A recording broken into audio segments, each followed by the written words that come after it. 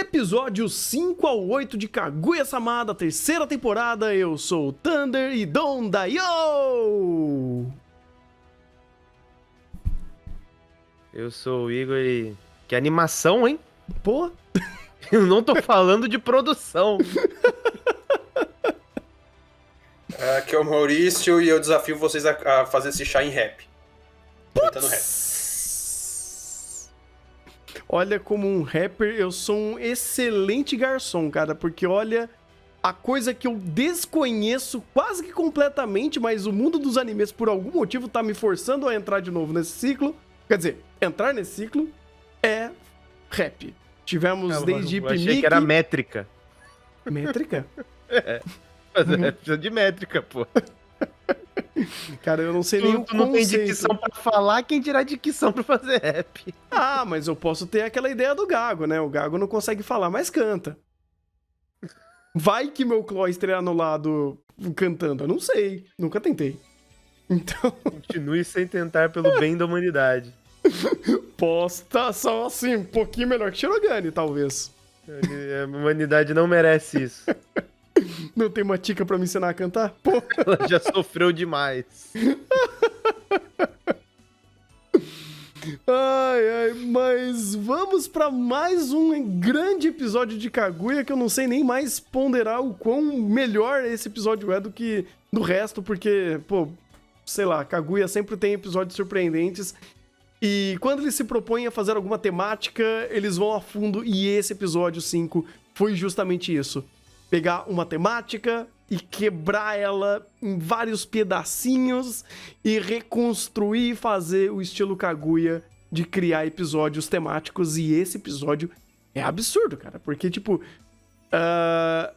ele constrói tudo muito bem pra esse contexto. Tipo, até nessa temporada que temos um anime de rap, entre muitas aspas, chamado Paripi, né? Que de rap, pelo amor de Deus. Você pega o que é a essência de você fazer uma batalha de rap bem produzida em sua essência, né? Porque não é só, de novo, o Shirogane aprendendo alguma coisa que ele não sabe, mas como tudo isso é amarrado desde muitos episódios atrás até chegar nesse daqui e ser concluído de uma forma absurda, cara. Porque o rap não tá amarrado tematicamente só com o conflito em si do que eles colocaram ali do Shirogane. Não, eu vou mandar o rap, eu vou aprender o rap. Mas, novamente, Kaguya conseguindo abrir muito mais o leque dessa situação, ter uma série de impactos em outros personagens, principalmente agora na Hayasaka, que ele quer mandar a letra pra ela. Yo. Dá uma seguradinha. Yo. Pelo bem comum da humanidade. Porque você, parafraseando o anime, tu tá parecendo o Shirogane antes de aprender a cantar. Mas essa foi a ideia, tipo, manter a conversa em ordem cronológica aqui.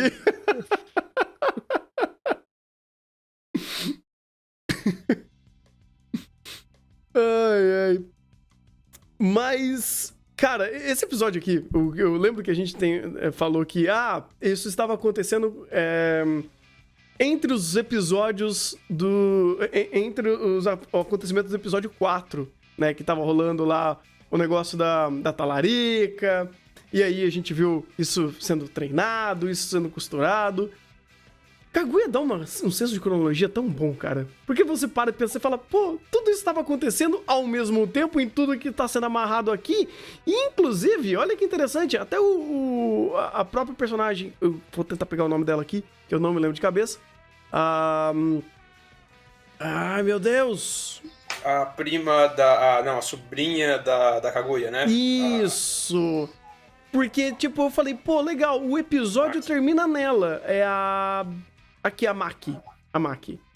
O episódio termina nela. Eu falei, nossa, eles conseguiram dar completude até nisso. Até fazer essa amarração desse episódio, de não ser um episódio apenas de rap, mas também ele tem um outro sketch que amarra o contexto que tá acontecendo toda essa ação. Então, pô, mesmo que não foi essencialmente o episódio inteiro só nisso, ainda assim eles dão um senso de completude bizarro.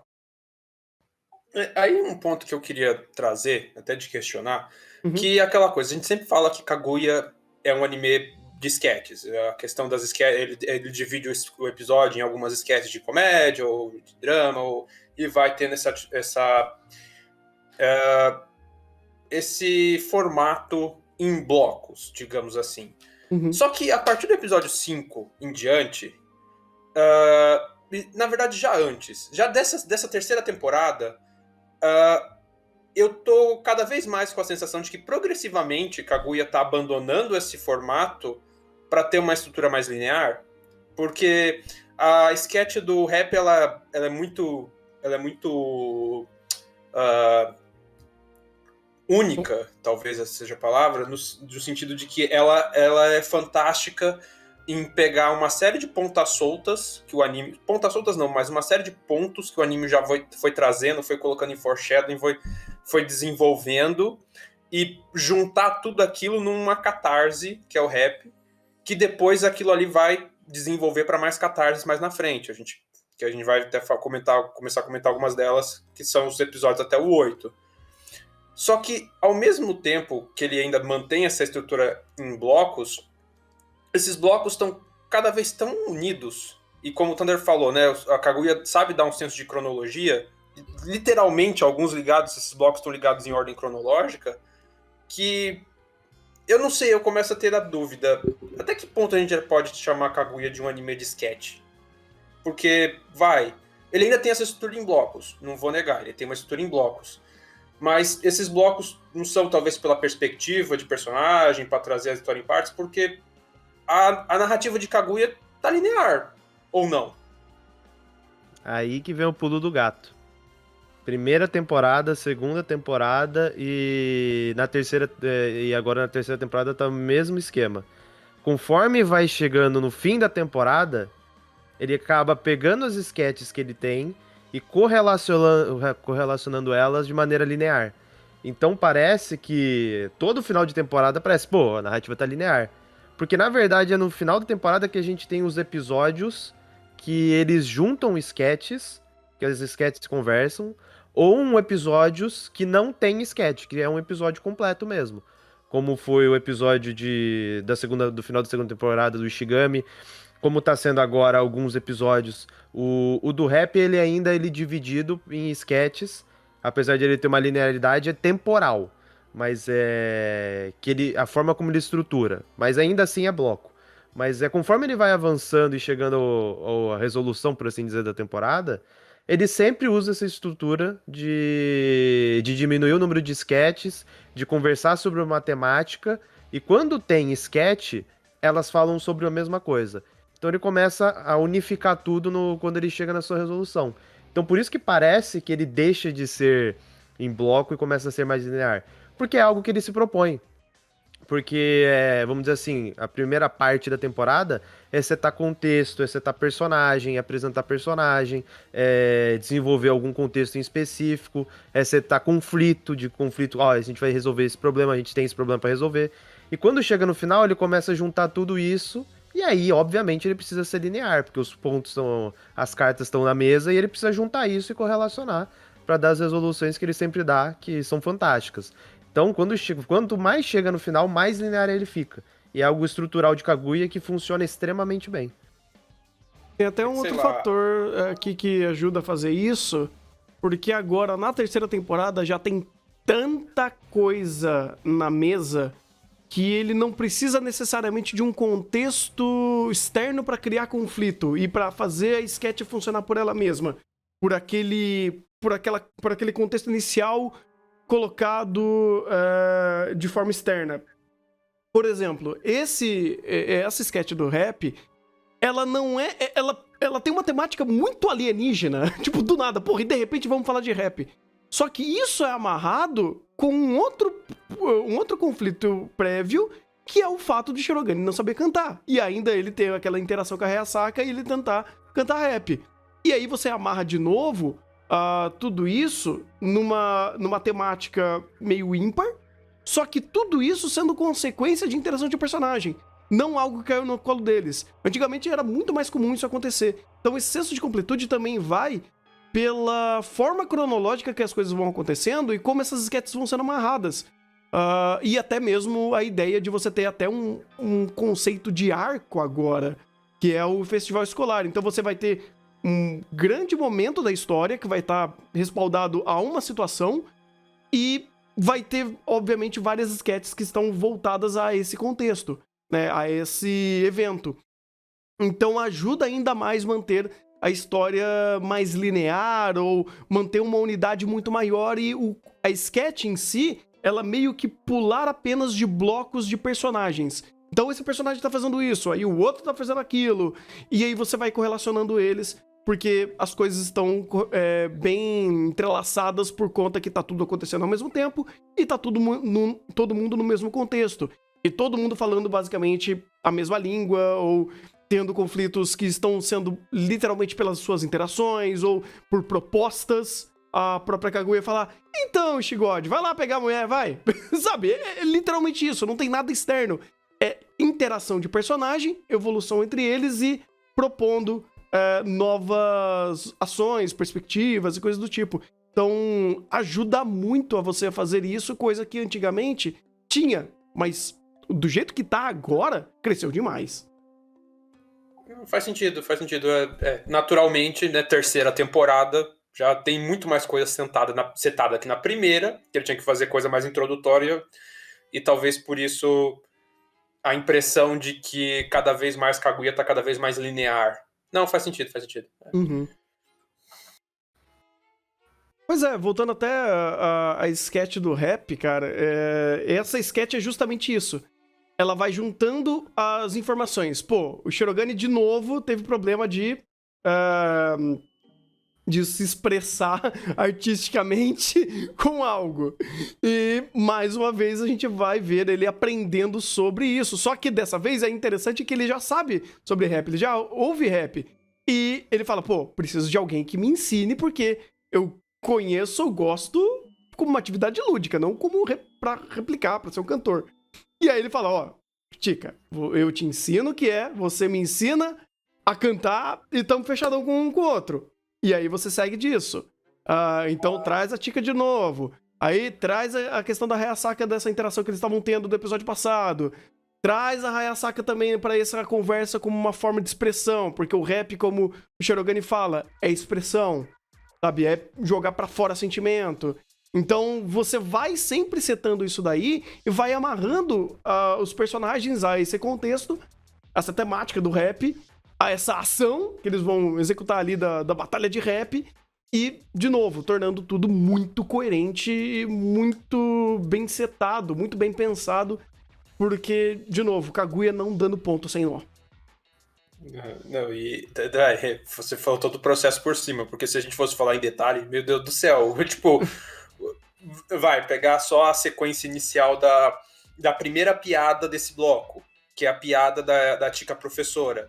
Eles já fizeram, primeiro, coerência de personagem, a Chica detetive do amor. Então, ela toda empolgada que o Shirogane, entre aspas, tá querendo declarar seus sentimentos, ela já volta a interpretação. É verdade. Tem o bait da piada, daí ele subverte a piada da Chica ensinando ele, tipo, a Chica não queria mais passar pela dor e sofrimento pela terceira vez, né? Ele subverte a piada jogando ela como tipo, mas dessa vez você também não pode falar nada, porque você também não sabe o que é rap. E inverte de novo pra fazer mais pra frente. Então, tipo... é uma reciclagem de piadas, mas é uma reciclagem que, tipo... É uma reciclagem... Eu posso dizer que é uma reciclagem consciente? O anime tem consciência de que esse recurso está sendo usado pela quarta vez e ele, de posse dessa consciência, recicla ele de uma outra perspectiva? Não, com certeza. Até porque o anime mesmo já instrui a gente a isso.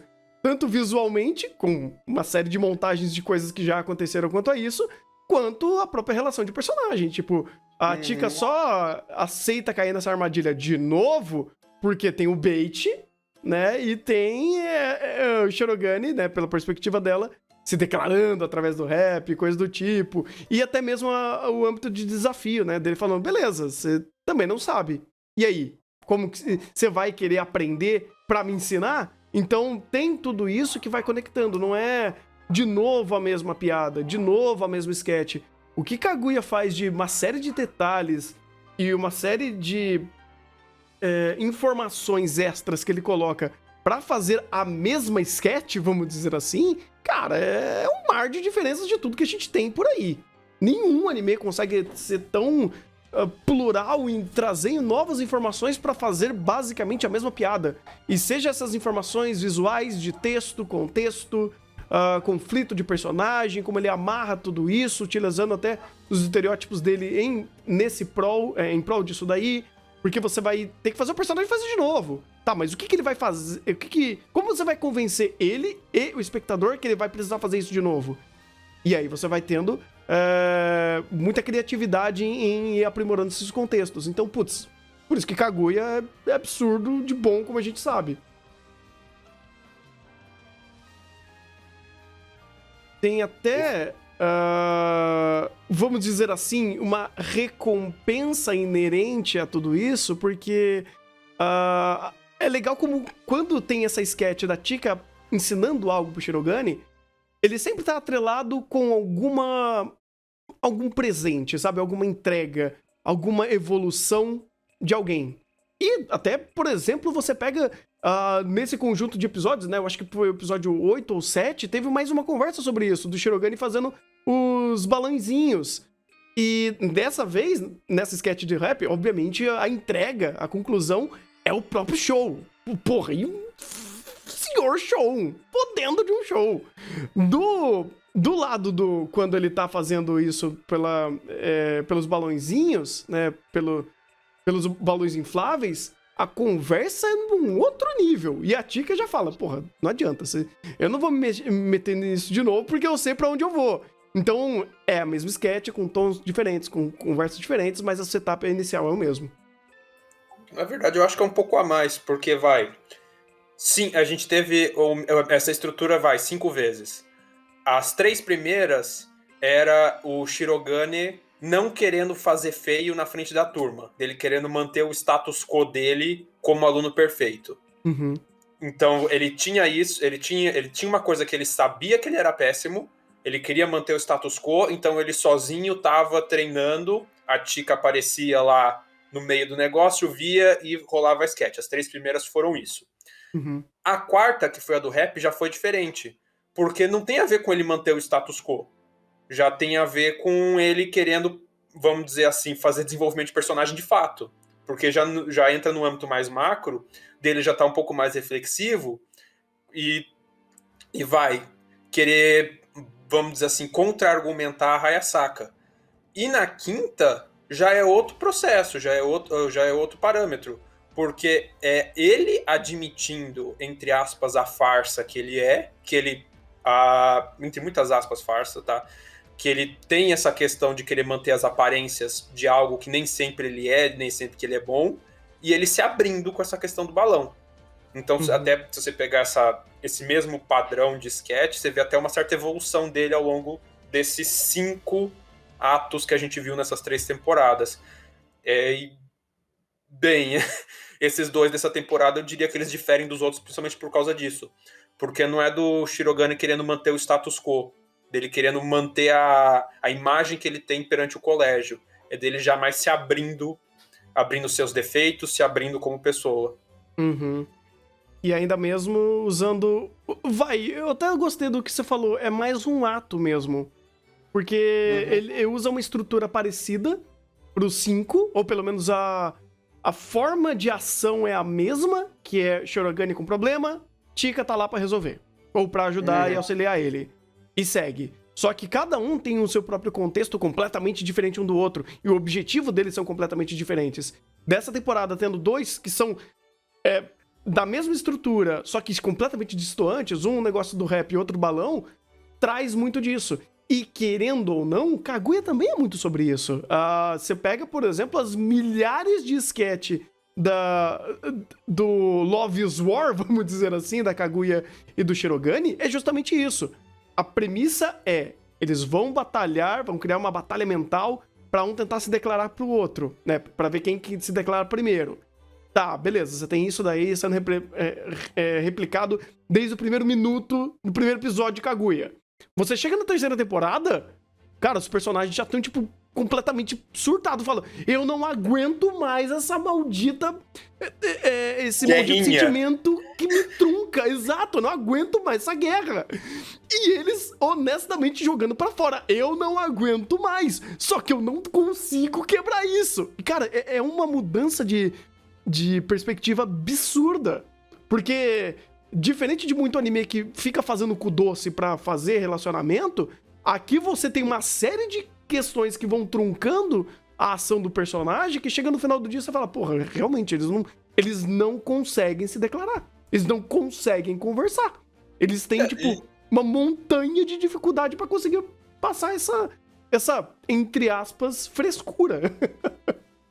Literalmente antes você tem a questão. Até agora, né? Você tem nessa terceira temporada. Que a terceira que tá sendo ponto de virada. Você tem muito forte na primeira a questão do orgulho dos dois. Acho que na segunda começa a mudar alguma coisa. Acho que na segunda já começa a entrar a Bakaguya, não é? E ainda agora na terceira, que é o ponto de virada mesmo. Tipo, até o que você falou, a gente tem dezenas de sketches das guerrinhas, dos jogos entre eles, que vão paulatinamente ficando mais escassas no decorrer das temporadas, porque cada vez faz menos sentido, cada vez menos eles estão dispostos a ficar nesse jogo. E em contrapartida, nesses episódios a gente teve a questão lá da visita ao festival da escola da autoescola, que ele já começa a introduzir uma outra perspectiva. Não é que agora eles vão, vamos dizer assim, eles vão abandonar o orgulho para se declarar. Só que eles ainda querem manter um pouquinho do status orgulhoso deles. E isso por si só já trunca e faz com que o mundo à volta que eles estão setando vire um empecilho e subverta a situação e impeça eles de fazerem aquilo. Pelo menos nesse meio intervalo, né? A gente tá indo pra sketch A gente tá indo pro arco, do festival escolar, na qual os dois botaram um cronômetro pra declaração. E aí, Kaguya vai ter que, vamos dizer assim, criando expectativa do que vai ser a hora que esse cronômetro dá o zero. Nossa. Não sei se vocês têm algum contexto, mas eu vi algumas coisinhas do mangá, assim, meio que sem querer. E, mano, isso vai longe. Dá pra ter uma... Eu não vi, sendo bem sério, eu não tenho spoiler de Kaguya, mas eu acho que dá pra chutar algumas coisas, pelo desenvolvimento de algumas coisas. O fato do Shirogane dele tá no clube de observação de estrelas, astronomia, o que faz todo sentido com as sketches da temporada passada, que ele era otaku de estrela. Ele tá se preparando pra isso. Você tem a questão da fogueira, a questão da lua, que vai ser à noite. Você tem todas as referências de Kaguya-sama, a questão da lenda da princesa Kaguya. Então, o clichê seria telhado enluarado, com alguma situação dos dois ali. Bem, você acertou a lua. Você acertou. A lua tem que ter, mas o lugar, enfim. E não, o contexto. Eu falei assim, clichê. Sim, é porque assim, a cena é o clichê, mas o contexto que carrega isso, meu amigo, é gigantesco. Bem, mas só pra manter o ponto cronológico, alguém quer mais falar de alguma coisa da sketch do rap? Porque, porra, essa sketch foi absurda de produção, cara. Igor, você quer falar um pouco sobre ela? Da sketch do rap, eu acho que foi muito legal a ideia que eles tiveram pro momento da fala do Shirogane, né? Porque tem duas fases iniciais ali. Tem quando ele seta o início da fala, né? Que ele faz uma montagem assim, usando toda uma estética bem específica. Eu acho interessante porque é bem o estereótipo mesmo. Então ele encarna o estereótipo, que querendo ou não, isso é muito... tem muito valor quando você tá em um contexto em que os personagens, eles, vamos dizer assim, eles são de fora daquele contexto, mas eles absorvem aquilo meio que por literatura ou por, vamos dizer assim, por uma visão pré-conceitual sobre aquilo, né? Então ali, a forma como eles se vestem, a forma como a estética é colocada no sentido de ó, a montagem de cena, tudo inicialmente ele emprega mais ou menos o que é o estereótipo. E ele é funcional nesse sentido, até porque a gente não tá falando do especialista em rap, ou o cara que viveu de rap, nem nada do gênero. Mas alguém que absorveu culturalmente, no caso da Tika por livro, como é aquela cultura e tenta aplicar aquilo, vamos dizer assim, aplicar na sua vida, né? No caso, ou no contexto de Kaguya, em uma situação específica, uma sketch. Depois a gente volta ao normal, por assim dizer. Então eu acho interessante essa visão que eles tiveram, de utilizar bem o estereótipo e fomentar piada em cima disso. Mas o mais interessante de tudo isso foi posteriormente quando o Shirogane ele começa realmente a cantar e eles usam um enquadramento que é como se tivesse um carrinho de mão, aí tem a câmera gravando eles, e você vê que pela câmera a estética é muito mais começo do anos 2000. E isso é muito importante pro contexto do Japão, porque a parte do rap no Japão foi final de anos 90 e começo dos anos 2000. Então o Japão, o rap no Japão é muito mais dessa época. Então você tem alguns nomes aí que foram muito relevantes para a questão da inserção do rap no Japão, para o nascimento de uma cultura lá, vamos dizer assim, de hip hop. E isso foi, vamos dizer assim, muito recente, né? Foi final dos anos 80, com África Bamba, se não me engano. E ali pra frente começou realmente a nascer essa cultura, por mais pelos DJs e depois pela música realmente sendo feita. E aquela coisa, a influência do Japão pra rap é muito, vamos dizer assim, ocidental, né? Então eles acabam importando muito isso. Então quando eles escolhem essa estética, assim, começo dos anos 2000, o MTV da vida, na forma de montagem, você absorve muito disso por conta da perspectiva que eles tinham e pelo contexto histórico também deles. Então a ideia, você vê que o estudo tá ali. A própria ideia de estética, de montagem, vamos dizer assim, do clipe que eles fizeram ali, tem com base nessa premissa. Então, eu acho muito interessante porque por meio de uma montagem visual, ele passa para você informação, ele passa um contexto e ele te seta tudo isso. E é muito importante porque você vê que a Steph, também o material original, tem consciência do contexto do que eles estão trabalhando, tem consciência e tem informação, tem conhecimento sobre o que eles estão falando. Então, não é só o estereótipo pela piada. Tem muito mais informação ali dentro daquele contexto. Eu senti uma vibe meio Tony Hawk Pro Skater. Pode ser também, pode ser. Porque, querendo ou não, o hip hop ele é vinculado dessa maneira, mas eu acho interessante porque, querendo ou não, esse vínculo do hip hop é muito ocidental, essa visão de, tipo, rock, rap e skate, um Charlie Brown, ou no caso, se a gente for pegar aí, por exemplo, até pegando um pouco pro metal mesmo, o próprio Limp Bizkit, que também tem meio que essa premissa, ele cai aqui, pô, ele cai tudo aqui. Então eu acho interessante porque, querendo ou não, o hip hop ele tem diversos derivados e a ideia estética que eles tiveram não se prende só pro rap, também pode ser estendido ao próprio rock. Então, vou até fazer uma pergunta pra aprender um pouco mais sobre nomenclaturas. O correto, nesse contexto que eles apresentaram, seria mais hip hop ou rap, ou até mesmo ampliando um pouco mais a pergunta. Qual é a diferença crucial de rap e hip hop? Cara, hip hop é uma cultura em específico, e dentro dessa cultura engloba várias, vamos dizer assim, subculturas. Então, o rap, ele é um derivado do movimento hip hop. Então, quando você fala hip hop, vem diversas outras subculturas em junto. Grafite, o próprio rock tem um derivado, o rap, e aí, conforme vai passando o tempo, aumenta-se os derivados daquela cultura, conforme o tempo passa. Então, quando eles colocam a cultura hip hop, eles trazem esse sentido. O rap é um derivado. Então, quando eles trazem esse primeiro plano, eles precisam falar, ó, é rap, mas só que o rap é derivado do hip hop. Como que a gente apresenta isso visualmente? Pô, tem algo mais hip hop do que skate e rap na mesma cena? Com uma montagem à la MTV? Acho que não, né? Então, aqui eles acertaram muito nesse sentido, porque eles também souberam separar as coisas e a própria ideia da Tika comentar, eu vou estudar rap. Não, você não vai estudar rap. Você vai estudar hip hop e aí você vai entender o que é o rap. Faz sentido. Então, basicamente, hip hop é a cultura e rap é a vertente musical. É um derivado, né? Um derivado musical. Interessante, interessante. Pô, legal.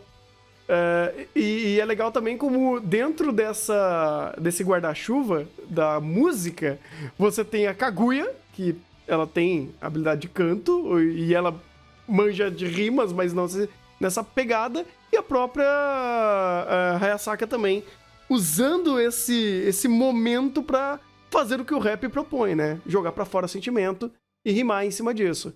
Então, até é legal que como essa estética de hip hop, ela vai mudando ao longo da sketch, onde tem referência até a... Oh, meu Deus, esqueci o nome. A Queen, caso, em Bohemian Rhapsody. E então, olha que legal como a sketch ela vai morfando e vai pegando os contextos dos personagens. Porque quando passa pra Hayasaka e pra Kaguya, a conversa é muito menos sobre a estética hip hop e muito mais sobre o conflito delas. Tanto que quando a Hayasaka tá falando e cantando, ela tá jogando pra fora uma série de sentimentos que ela tem guardado por causa de como é sofrido trabalhar pra Kaguya, vamos dizer assim, né? Então Ela não tá. Não, de fato não tá. Mas eu acho isso importante também porque é aquela coisa, uma coisa a perspectiva do Shirogane, porque querendo ou não, a gente não faz essa conexão, mas o Shirogane, apesar de toda a perspectiva que a gente tem em primeiro plano dele ser o presidente do conselho estudantil, de tipo, ele ser muito relevante na escola, ter uma importância muito grande, querendo ou não, a família dele é pobre.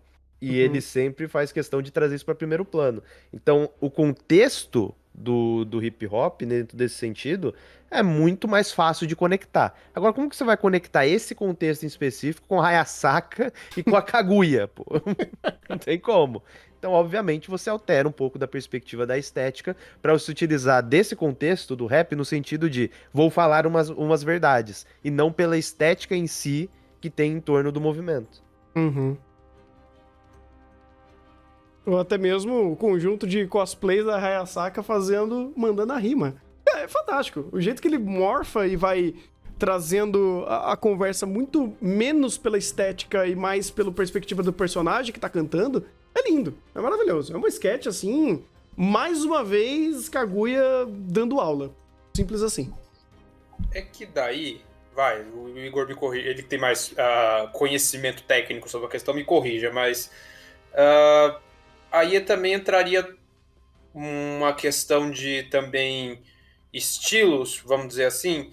O fato do primeiro bloco da sketch ser meio estilo único é aquele estilo mais estereotipado dos dois ali que estavam aprendendo juntos o que é hip hop e rap. Basicamente um aprendeu com o outro. Então você tem um certo padrão uniforme de estilo que é igual para os dois, que foram juntos.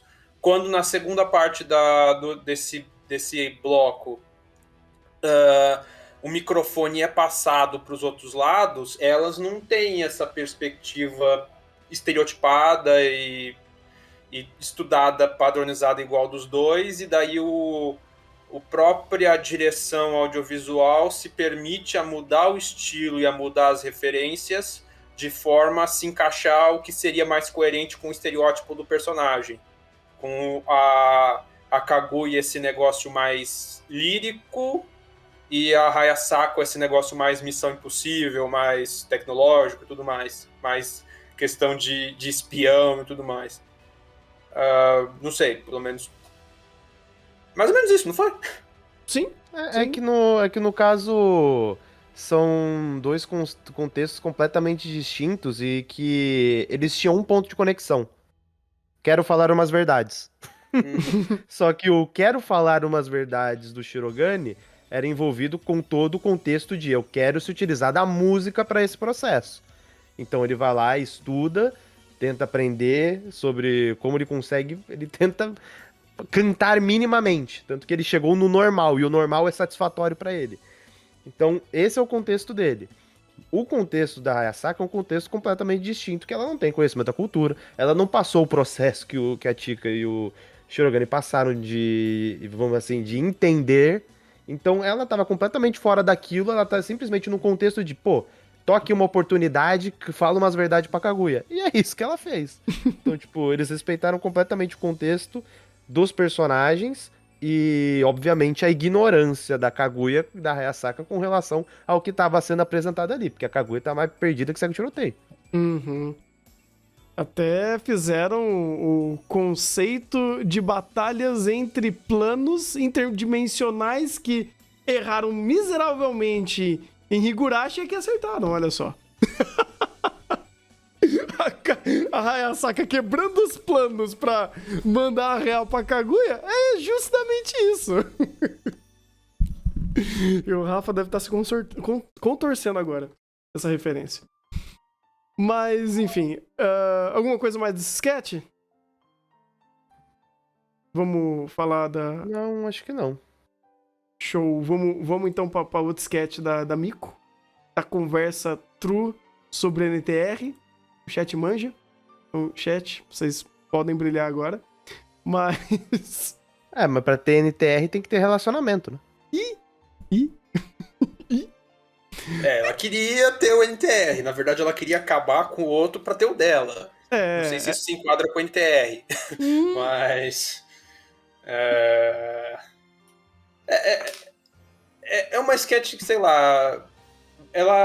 Eu gosto muito dela porque a completude do episódio nessa temática de quero falar verdades, eu acho que ela se encaixa muito bem e ela faz uma rima da questão do Shirogane tá tendo mais amizades com pessoas, com mais pessoas, dele tá saindo do núcleo do conselho estudantil e se conectando e conhecendo mais pessoas, e no caso aí uma garota que é conhecida da Kaguya, é sobrinha da Kaguya. E sei lá, eu acho interessante ela por causa disso e porque como o próprio anime já falou em questões passadas, ela, a Maki e a Kaguya, elas são muito parecidas no orgulho delas. E aqui a gente vê entre aspas, um comportamento parecido do que a Kaguya tem fora do conselho estudantil, que ela se abre mais e se expõe mais e deixa de ser aquela criatura fria e orgulhosa para ser um pouco mais espontânea. E aqui a Maki aparentemente não tem uma Hayasaka para fazer isso por ela. Ela catou os dois, o Shirogane e o Shigami do conselho estudantil, para ser isso, para ser o desabafo. Então eu acho até legal que você tem uma dinâmica... Não sei, para mim lembrou um pouco essa dinâmica Kaguya-Hayasaka. Lembra porque ela tá ligada diretamente com você ter uma amizade, querendo ou não, né? Tanto que a própria sketch fala sobre isso. De ter alguém pra conversar, de alguém pra colocar pra fora, de alguém pra você mandar real. E ela não tinha, ou melhor, ela sempre teve a Nagisa como amiga, mas depois do relacionamento ela se sentiu muito isolada. E ao longo desses desabafos e dessas sessões aí de jogar pra fora o veneno, tanto até com a própria Kaguya e com a Ino também, ela colocou esse ponto na mesa. Tipo, pô, legal, eu conversei tanto com vocês que a gente criou uma amizade. A gente conseguiu trocar ideias. Porque porque o ponto é justamente esse. Trocar de perspectiva. Ela coloca um conflito na mesa, ela joga pra fora o que ela tá sentindo, ela pede opinião dos dois e coloca os dois numa situação parecida com a dela. Pra fazer esse exercício mental. Tanto que tem até aquela brincadeira. Nossa, Shirogane, o que você pensaria se o Ishigod ficasse com a Kaguya? Aí, tipo, começaria a se remoer. Aí do Ishigod é a mesma coisa. Aí você coloca esse jogo de perspectiva e vai fazendo essas dinâmicas de vai e vem. Por isso que essa sketch costura muito bem com a sketch que a Miko tá com a... É Miko? Oh, meu Deus. Isso, é Miko. A Maki. A Maki tá conversando com a Ino e a Kaguya. A Miko é a Ino, no caso, né? Eu errei aqui. Quando ela tá conversando com as duas, é justamente isso. Eu vou colocar um monte de pontos absurdos na mesa sobre a minha cabeça maluca que gosta de uma pessoa e tá querendo enfiar o NTR ali, o NFT no meio. E eu vou colocar vocês na minha perspectiva pra vocês terem um pouco do meu sentimento e vocês pensarem um pouco sobre como eu tô pensando e o que vocês acham aceitável do meu ponto de eu vou trair a minha amizade, eu vou tentar acabar com o relacionamento deles, eu vou sofrer em silêncio, e aqui é a mesma coisa. Pô, pensa em como é chato e complicado uma pessoa agir na sua frente pra ficar com a pessoa que você gosta. E vamos conversar sobre isso, vamos explanar sobre esse ponto, como vocês se sentiriam nesse contexto. Então de novo, Kaguya amarrando mais uma conversa que eu já tinha colocado anteriormente, coloca em primeiro plano, traz o Shirogane e o Ishigod pra fazer isso, e nesse meio tempo você cria essa amizade, essa correlação de personagem. Então, puta, é muito incrível, cara, é muito incrível. Aí você amarra toda a produção em fazer de fato essa dinâmica de perspectiva, porque o que é mais legal dessas conversas, inclusive, quando os personagens só estão sentados e conversando. Meu amigo, como o Shinichiro Mata, ele é um gênio. E toda a equipe é um gênio. São geniais pra tornar a conversa tão fluida e tão, sabe, dinâmica de vai e vem e cria brincadeiras visuais e você muda tom, você dá foco à perspectiva quando é de brincadeira ou quando é alguma coisa mais séria, pra fazer cenas que corroboram aos pensamentos dos personagens. É uma coisa maravilhosa. Então você tem só uma conversa, mas uma conversa tão bem feita que não parece só uma conversa. Não, e bem, o que você falou da questão aí dela botar os dois contra a parede nessa questão do NTR, é até interessante que, da perspectiva do Shirogane, tem um, vamos dizer assim, tem um ponto dele, entre aspas, desconfiado do Ishigami, né? Que teoricamente a Kaguya pega o Ishigami de vez o sketch da Kaguya pegando o Ishigami pra ajudar ele por detrás, nas provas, e dos dois ficando mais amigos. Uhum. Então, é interessante que, pelo menos dessa perspectiva, faz sentido ele jogar e falar: opa, pera, se ali rolar alguma coisa eu vou ficar meio pro cabreiro. Do outro lado, eu não lembro de nada que pudesse conectar o possível ciúme, a não ser a baixa autoestima do Shirogane. Não, no Ishigami, isso. Uhum. Nossos dois nomes parecidos, eu sempre confundo. Fala Miyuki e Yu, mais fácil. Ninguém fala. E aí eu esqueço desses outros nomes dele. Eu só lembro do sobrenome. Mas tem isso também, porque, de novo, vai muito pro contexto de personagem. Pro Shirogane pensar que o Ishigami tem algum interesse na Kaguya, ou só de fazer essa suposição, já tem mais contexto do que o próprio Ishigami pensar no Shirogane pegando a Tsubame? Acho que é Tsubame? Deixa eu ver aqui o nome dela. Nem sei. Eu tenho que achar aqui. Mas Tsubame. Então é legal porque deixa a interpretação até esse ponto, sabe? Você cria uma visão dos dois, mas ela, por contexto nosso, não tem o mesmo peso. Tipo, um meio que pensar que o outro tá largando na frente pra ficar com a pessoa que gosta, o contexto é completamente diferente pros dois. Mesmo que a representação visual seja a mesma. Sim. Uhum. Mais alguma coisa? Vamos pra próxima? Vamos pra próxima, então. Acho que vamos pra próxima. Uhum. Até porque depois tem até o encerramento. Mas esse encerramento a gente vai falar nos awards. Esse daí, a gente dá 10 pra lá. Não precisa conversar dele aqui.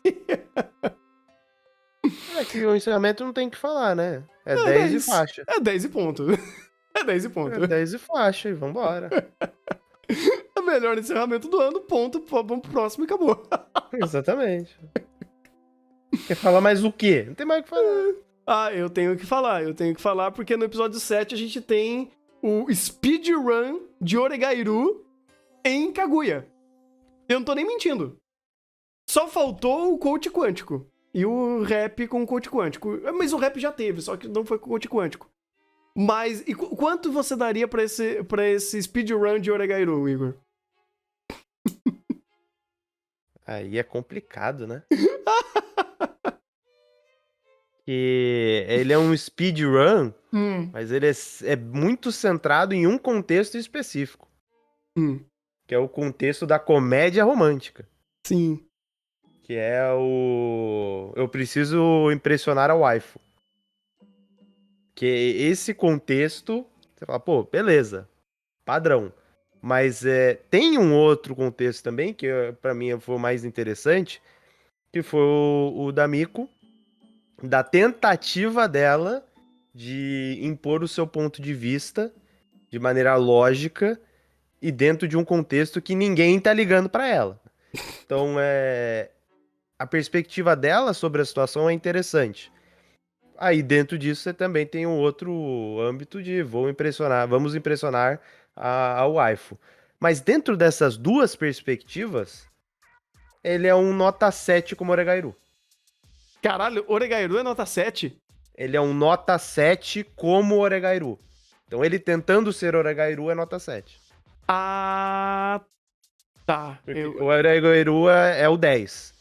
Entendi. Kaguya tentando ser Oregairu é o nota 7. Entendi. Não, faz sentido, porque imagina Kaguya ser nota 10 em fazer uma sketch, ser o speedrun de um anime inteiro e ser 10. Exatamente. Aí não faria sentido. A coisa tava errado. Aí não faria sentido, faz sentido. Exatamente. Inclusive, até peço desculpas que eu errei o episódio aqui. Esse daqui não é o começo do episódio 6, é o episódio 7. Mas não tem problema, a gente vai falar desse sketch e depois volta. É o normal, né? Não, é costume, né? Pois é. Thunder errando aqui, mas... Porque eu cliquei errado aqui e eu pulei o episódio. Mas não tem problema. A gente fala de todos aqui. Mas eu só tenho uma pergunta dessa sketch aqui. O lance da fogueira da Ino, isso foi falado antes em algum outro episódio? Eu não me lembro. Da fogueira? Por que ela tem essa mística em cima da fogueira? Eu não me lembro se isso já foi abordado antes. Cara, agora você me perguntou, eu não lembro mesmo. Eu não lembro. A questão da fogueira em Kaguya não me é estranha. Eu acho que eles já falaram. Não antes. Era daquele festivalzinho que eles tinham comentado de... Porque eles queriam usar a fogueira pra aproximar as pessoas? É que eu não lembro se é necessariamente de Kaguya. Esse contexto. Eu acho que é de outro anime. Eu tô achando que é outro anime também, mano. Eu também tô achando que é outro anime, mas o contexto de utilizar a fogueira pra como se fosse aproximar as pessoas e, no caso, formar os casais, eu já vi isso em algum anime. Eu tenho certeza absoluta que eu já vi isso em algum anime de comédia romântica específico também. Não, mas isso é o clichê do anime de comédia romântica. Sim, isso tem vários. Cara, agora... não é Araburu? Araburu? Eu acho que Araburu falou disso. Quer dizer, teve isso em Araburu. Então, eu lembro de um anime de comédia romântica que utilizou desse contexto, mas dentro de Kaguya, não. Não, de Kaguya eu não me lembro, mas por algum motivo, tipo, me pareceu tão nostálgico quando a Ino falou sobre a fogueira. Eu falei, ou eu tô com síndrome de Cloyster aqui, onde eu tô lembrando de coisa que não existe. Mas o sentimento é nostálgico porque você já viu isso em outro lugar. E o contexto é idêntico. Talvez. Uma dúvida, a gente teve outros arcos de festival escolar em Kaguya antes? Nas temporadas anteriores? Puxa vida. Festival escolar, sim. Sim. Mas só que o da segunda temporada foi vinculado ao esporte.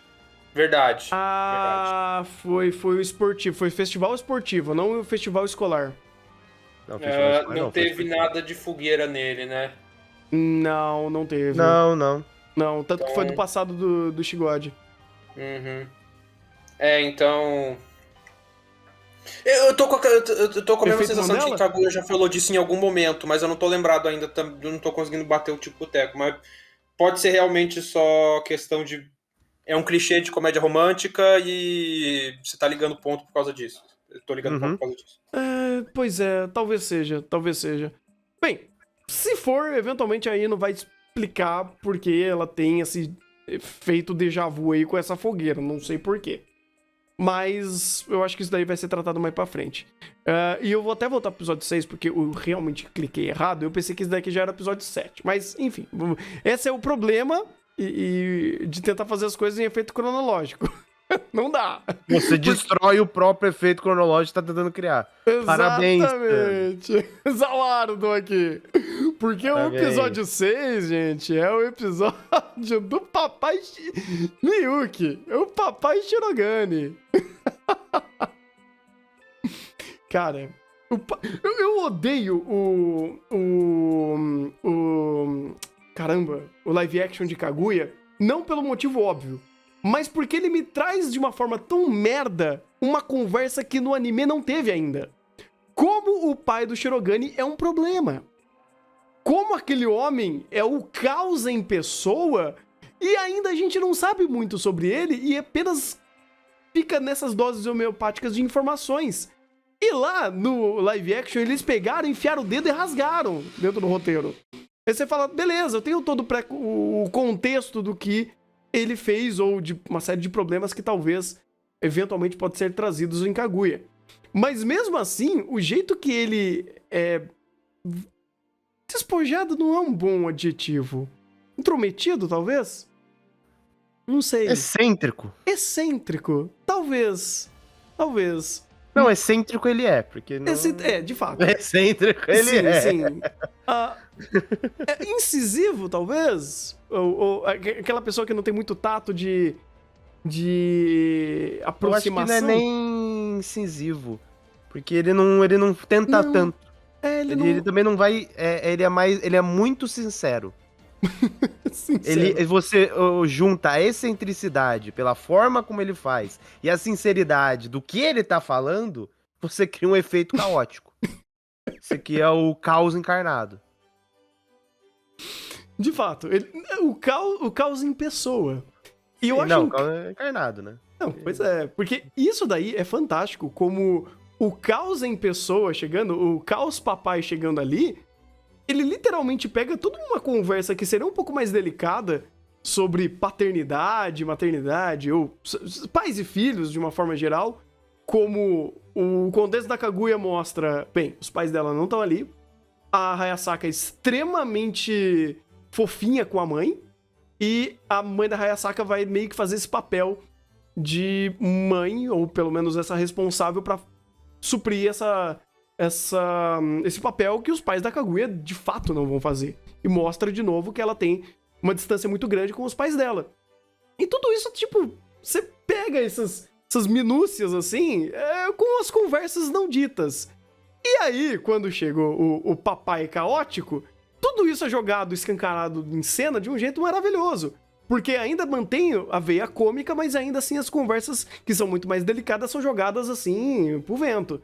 Então é interessante como essas conversas que são um pouco mais tranquilas, tem esses problemas familiares, a própria Hayasaka acaba ficando muito longe da mãe, por conta do serviço dela, que, tadinha dela, né, trabalhar pra Kaguya, coisa horrível.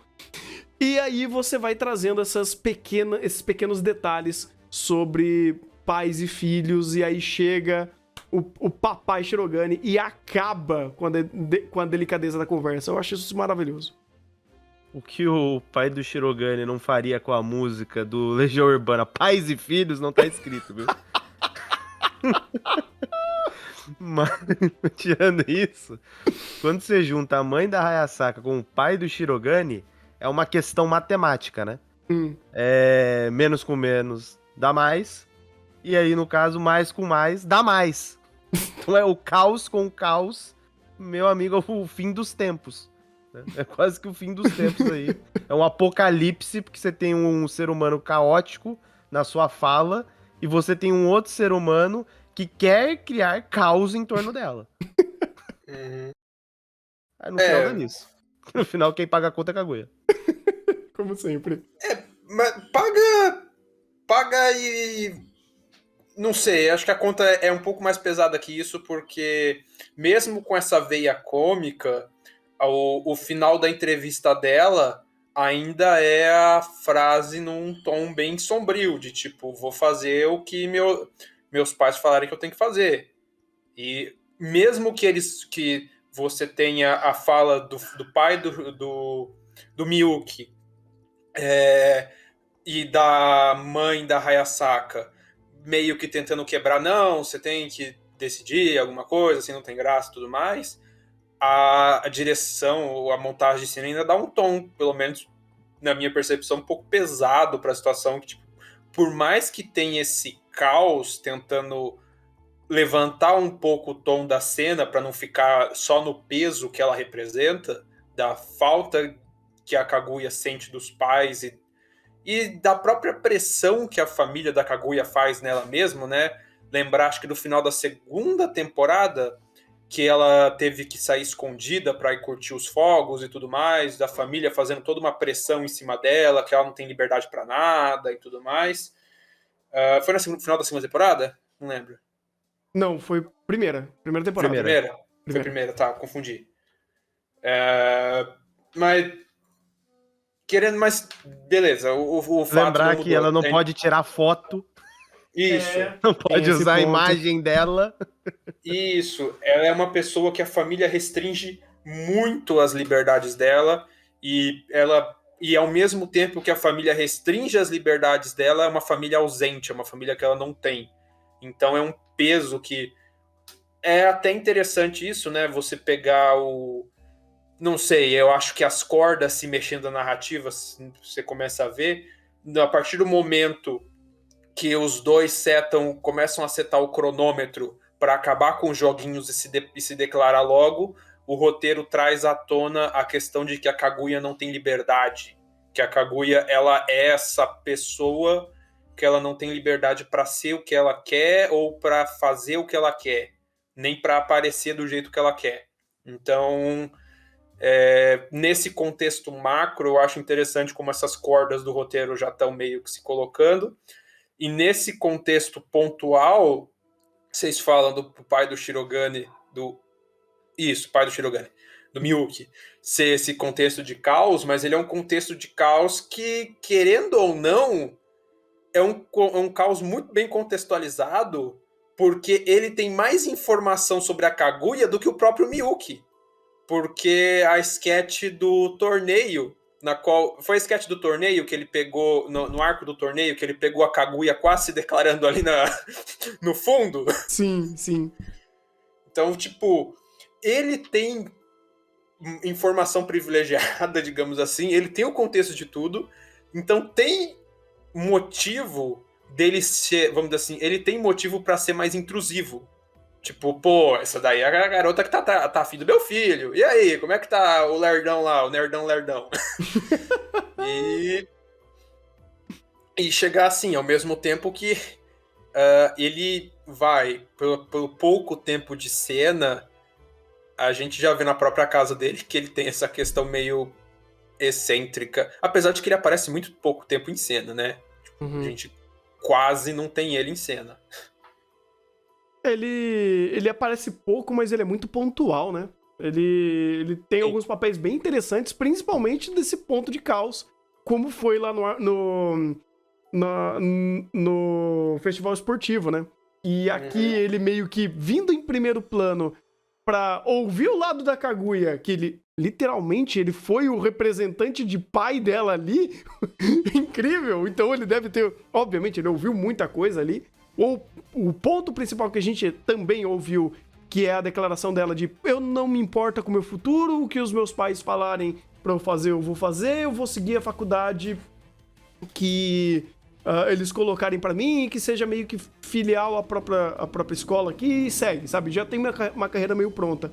Enquanto o Shirogane você tem ele se propondo em fazer uma mudança radical aqui. Não, eu vou pro exterior. Tanto que o cronômetro, né, o contador agora, Death Flag, tá na cabeça dele. Porque ele que escolheu isso daí. Ele que escolheu viver uma vida em outro país, estudar, sabe? Crescer como pessoa. E aí, ele vai ter esse tempo limite. E agora ele tá colocando esse tempo limite como objetivo. E preciso me declarar declarar, mas eu não faço ideia como fazer isso. Vamos criar todas umas sketches tortas pra tentar fazer o negócio acontecer. Que aí vem o ponto de, preciso convidar ela pra sair, né? Como que eu faço isso? Eu não faço a menor ideia. E aí subverte o Love is War, que era antes, que eram os jogos mentais de, eu vou fazer ela se declarar pra mim.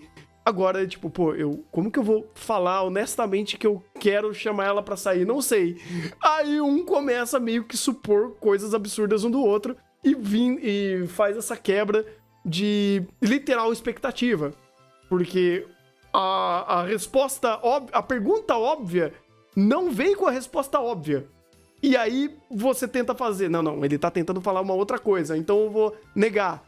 Mas você tá negando um literal pedido de encontro.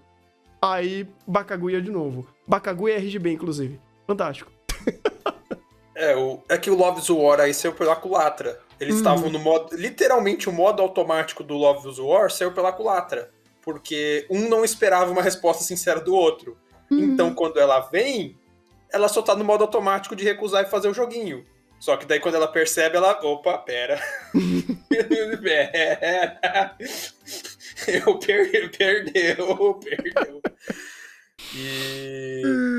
Só voltando um último ponto que eu queria comentar ainda da parte lá desse sketch da reunião de pais, que, de novo, o Kaguya tendo consciência de personagem, porque quem é a família pobre que tá se esforçando para ganhar recurso e crescer? É o Miyuki, é a família dele. Quem é a família podre de rica que só tá querendo manter o status quo e se isolar de todo o resto? É a família da Kaguya. Então você tem, vamos dizer assim, coerência nesse sentido e peraí.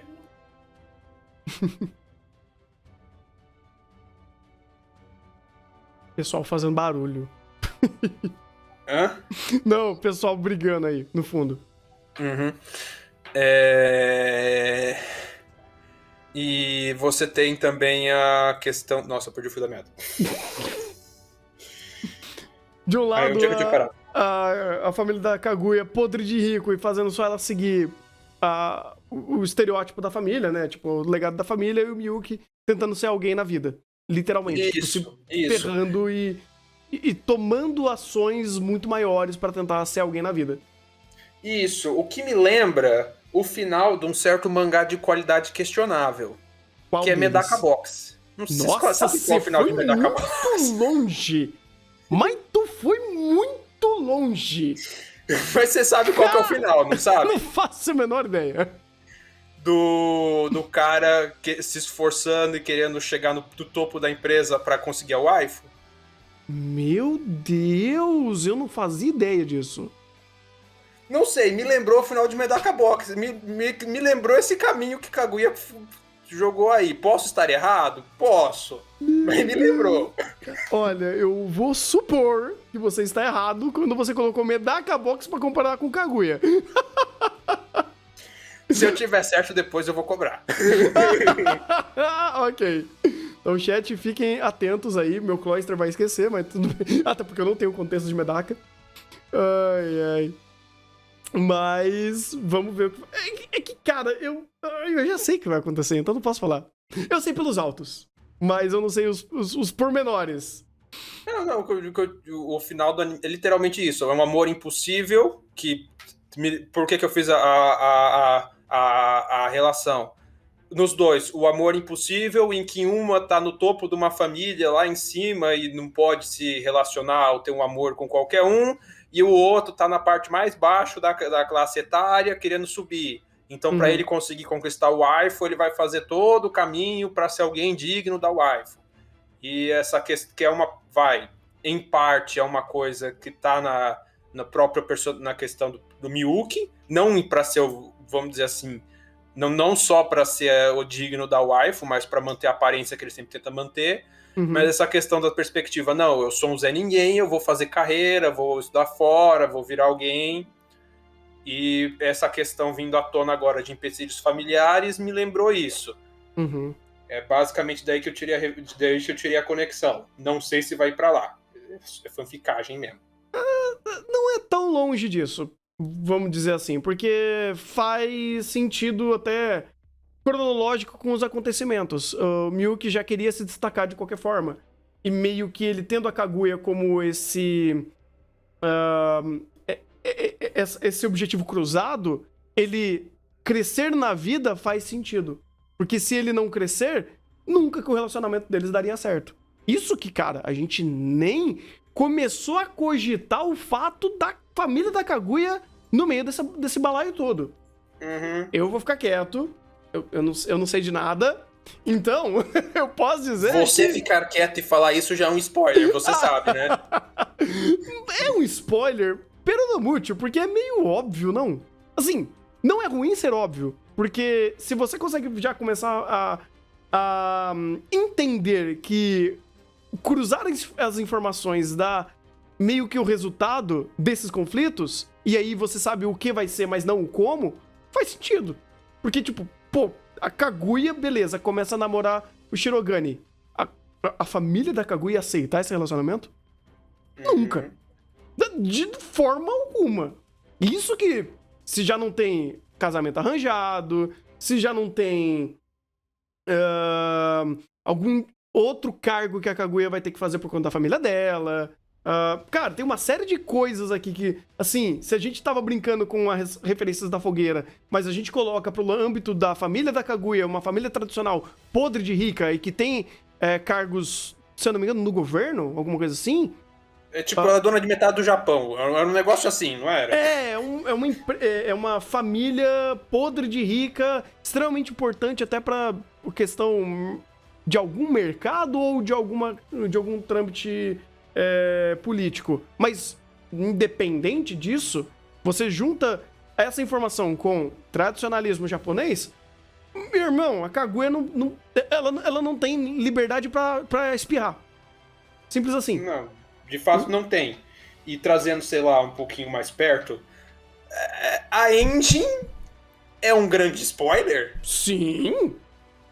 Então pronto, responde boa parte das questões. Mas isso daí tá ali tá na conversa desde a primeira temporada. Quando Sim. Kaguya falou, né, o anime, Kaguya-sama falou, Kaguya tem essa família e ponto. E você pontua isso e o contexto que tá atrelado à família dela, ele não vai pegar ainda, não vai traçar as ações dela por enquanto, porque ela só tá no período escolar, mas depois, quando ela integrar a família, o negócio vai pegar, a coisa vai ser mais complexa, meio que tá ali, a bomba tá pra estourar. Esse barril de pólvora, Kaguya também sabe colocar na mesa, não é só o Bookworm que sabe colocar barril na conversa, não. Nunca falei que Kaguya não tinha condição. Não, com certeza. E eu também não disse que você não falou isso, olha só. Complexo isso. Mas, de qualquer forma, a comédia romântica, ela é basicamente um prelúdio de uma tragédia pra família, pra vida da Kaguya. Ou, não uma tragédia, mas uma vida extremamente controlada. De certa forma é uma tragédia. De certa forma é uma tragédia. Uhum. Porque, pelo tudo que já foi feito ali, até não sei, minha cabeça tá inventando memórias. A época que a Kaguya ficou doente e a Hayasaka falou que o pai não tava nem aí. Uhum. Alguma coisa assim? Sim. Então, bem. Já, os tons já estão na cena. Uhum. Já estão no anime, na verdade. Pergunta, a Kaguya tem irmã? Irmão? Eu não lembro. Acho que se tem, nunca foi falado. Eu também não sei, mas só uma dúvida aqui. Uhum. Bem, mas até voltando pro episódio em si, a última sketch foi basicamente sobre isso, né? Sobre eles não conseguindo se conversar e criar expectativa e fazer até o convite pra outra escola que vai ter o festival cultural. Tem irmãos? Ah, olha só, o chat falando que ela tem irmão, sim. Legal. chat, eu não sei se... Ok, eu não sei se isso é um spoiler. Porque... Não, é uma informação. Isso... Eu não sei se isso pega alguma coisa. Não, porque se ela tem... Vamos pegar contexto japonês. Se ela tem irmãos, a empresa não vai pra ela. Certo? Nossa, então, qual é o papel da Kaguya nessa família hiper tradicional? Esquentar a cadeira. Ou casamento arranjado. Eu entendi. É esquentar a cadeira e casamento arranjado. Porque, nossa, conecta muita coisa que a gente já conversou antes, né? Tipo, você vai ser isso, literalmente. Ela vai esquentar a cadeira, vai ter aquela posição apenas... ela vai estar numa estante de vidro e vai ficar ali pro resto da vida. Então, se o chat deu spoiler. Porque literalmente a gente entrou no modo fanfic aqui. Não, pois é. Futurologia. Não, a Kaguya deixou. Então... Mas, de qualquer forma, pra gente não acertar mais coisas sem querer, talvez, não sei, a gente tem aí o final do episódio falando e conectando de novo a esse lance de relacionamento. Né? Ou pelo menos agora a gente tá honestamente conversando sobre... Nossa, não é perspectiva, meu Deus do céu.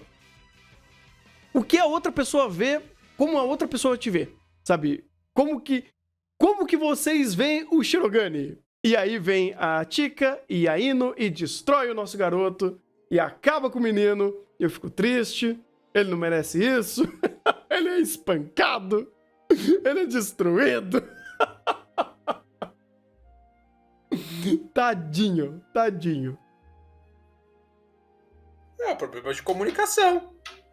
De comunicação. O que é bem coerente daquele ali, de todo mundo ali. Então você tá me dizendo que Kaguya tá fazendo a premissa de comissão melhor comissão? Em certa medida sim, em certa medida não. Mas não. Voltemos a Kaguya. Eu gosto muito, porque essa sketch, ele volta a uma série de dinâmicas muito boas que Kaguya faz, de quebra de perspectiva e vai amarrando isso tudo, né? Porque você tem a questão, como vocês enxergam o Shirogane como um homem, né? Como um potencial romântico, como um menininho pra você namorar, e as duas completamente saindo da conversa pra destruir ele e jogando apenas aspectos negativos em cima dele. Até porque a conversa já começa em cima da própria Ino, né? Que é a melhor personagem pra entender uma situação ou entender o que o outro personagem tá falando, né? Ela é fantástica nisso. E aí você vem a Chika, que é simplesmente o caos, ou a pessoa malvada. E aí você junta elas pra literalmente minimizar e esfregar o Shirogane no chão quanto a essa ideia de, qual que é o seu ideal de relacionamento ou o que você espera de alguém que você vai namorar. E é legal que meio que a primeira vez que a conversa entra nesse âmbito, porque eu acho que é a primeira vez que a gente tá honestamente conversando sobre intenção de namoro, ou intenção de se correlacionar de uma forma romântica.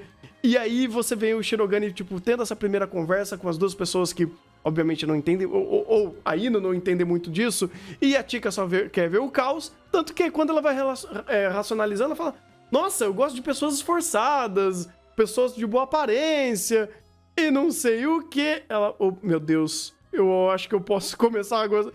Você é o ideal! Você é o tipo de cara que eu gostaria de namorar, esse porra! Olha a coisa entrando nos eixos porque você tá racionalizando um questionamento. Literalmente as duas têm um estereótipo de homem ideal. A Ino, literalmente o estereótipo do cavaleiro do romance shoujo, o que faz sentido pra ela. Ser completamente idealizado. A Chika tem talvez um ideal um pouco mais padrão. Só que quando ela olha pro ideal padrão dela, ela fala, eu conhecendo esse ideal padrão de perto, eu falo, talvez não, né? Tanto que o ideal da Ino é o Oscar do... O que é? Rosa de Versalhes? Rosa de Versalhes, lembrei. Isso. Uhum. E é legal que, tipo, o fechamento dessa sketch é literalmente volta pra Kaguya. Kaguya, qual é o seu ideal de homem? E não dá pra responder. Não dá pra responder. Não dá, mas já responde. Não, pois é. Não dá, mas ela responde. Sim. Que é o momento que o Miyuki apanhou, e a Kaguya falou, não, ele tá bom, tá perfeitinho. Pois é, tá bem. E literalmente, o HP 1, full heal. Voltemos, e daí acho que ele subverte as outras, não é? Uhum. Pois é, não, porque daí ele volta e fala, pô, vocês estão simplesmente me massacrando sobre essa perspectiva, mas vocês também não são a última batatinha do pacote, né? E aí meio que dá essa volta e fala, pô, vocês me massacraram aqui jogando na minha cara todos os meus defeitos, mas aí vocês também não são perfeitas, né, porra? Aí é foda. É fácil quando é pimenta nos olhos dos outros. Aí é complicado. Inclusive, olha que legal, a gente falou do negócio de spoiler do encerramento. Esse encerramento, ele literalmente conecta ao primeiro encerramento, então tá aí, só um apêndice daquele assunto aí, porque agora que eu vi na tela, eu falei, é verdade, eles fazem referência ao primeiro encerramento e tal, pô, legal. Eles fazem referência ao primeiro encerramento e podem criar uma fanfic muito grande sobre o final de Kaguya. Cara, se literalmente, ela sendo abduzida pra outro planeta, depois de um tempo, ela ficando lá, o Miyuki tendo que ir pro outro lugar, você fala, ok, cabeça vai longe. É engraçado que isso daqui seria um filme fantástico, cara. Uhum. Se eles fizessem Na real, né? Então, é um filme... Eu até esqueci porque já mandaram antes a referência de qual filme ele faz essa brincadeira aí. Mas imagina se de fato lança um spin-off de Kaguya fazendo essa historinha. Isso é incrível. Não, seria incrível. Uhum. Com tudo que Kaguya faz. De fato. Mas aí eu não vou ficar pensando em metáfora aqui, né? Não. Quem quiser pensar em metáfora tem um canal Metaforando. Não sou eu que vou fazer isso. Pô, mas o Metaforando não é pra fazer isso? Ué. Exatamente. Ah, tá, entendi. Viu como nomes enganam? Ah, tá. Olha só. Então, Love is War de Kaguya é uma enganação? Ih. Até o momento. Até o momento. Né? Também tem essa situação. Tipo, pô, terceira temporada e eles não estão se quebrando na porrada no amor. Pô, anime incoerente. Eles já se quebraram. Muito. Demais. Muito. Então. Bem, até voltando pro episódio 7. Agora é o 7. Sim, agora é o 7. Agora a gente pode falar da Kaguya Archer. Você pode até falar, porque eu sei que você tem... Não? Se fosse Kaguya Saber, aí... Não. Essa Kaguya aí tá com nada. Não tá com nada? Por quê? Não. Sakura dá de 20-0 nela. Em todos os aspectos. Na vida sofrida. Não vem com esse papinho aqui, não. Ah, pelo amor de Deus. Como arqueira também. E como companheira.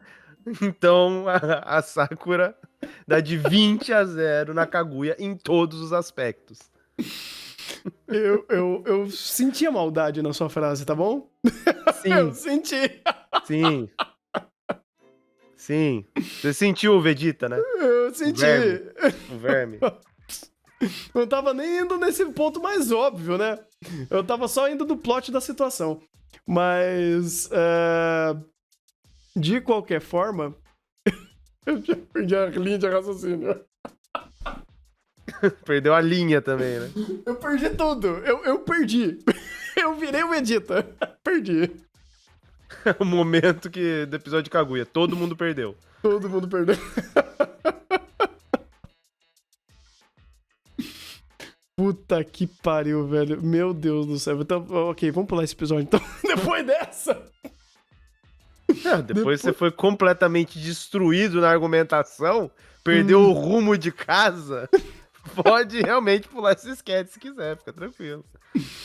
Não, é porque não é sobre essa sketch em si, né? Mas é como essa sketch, ela cria uma unidade de conversa pra essa entrevista que a turma de jornalismo tá fazendo ali, né? Sobre as pessoas que estão fazendo o festival escolar, quem que vai fazer o quê, quais são suas expectativas, quem são essas figuras que estão trazendo essas apresentações ou esses momentos para esse festival.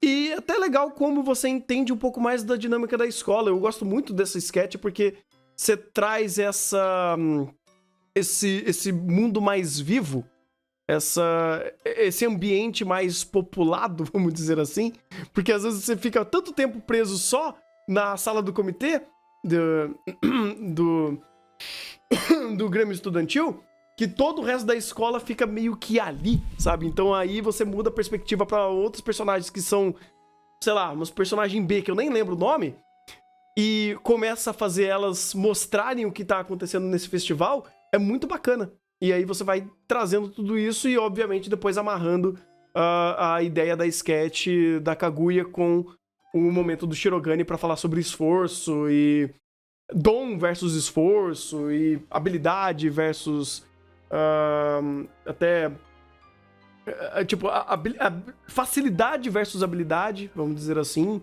E como tem outros personagens que são meio que umas figurinhas aqui. Apareceu, por exemplo, aquela personagem que é dublada pela Saori, que eu nem lembro o que exatamente ela é, mas eventualmente eu acho que ela vai aparecer em cena pra trazer algum momento dela. Ou até mesmo o Shirogane fazendo dragão e coisa do tipo. É bem interessante como ele vai mostrando outras áreas da escola e vai trazendo esse festival que vai acontecer. Já tá acontecendo, basicamente, porque o episódio seguinte já começa o festival em si. Ou a preparação dele em si.